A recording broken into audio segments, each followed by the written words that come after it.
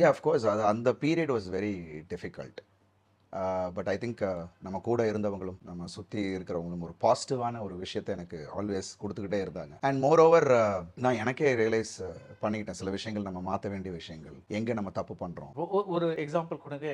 Like what were you not doing right? என்னோட script selection. So என்னோட strength என்னன்னு எனக்கு தெரியாமல் இருந்தது. Because I was too young. 18 வயசில் நான் இண்டஸ்ட்ரிக்குள்ளே வந்தேன். அண்ட் அப்பாவோட கைடன்ஸ்ன்னு சொல்ல முடியாது, இன்டர்ஃபியரன்ஸ் இல்லவே இல்லை. Guidance was there, but interference இல்லவே இல்லை. So he'll just left me. என்னோட விஷனுக்கு விட்டுட்டாங்க.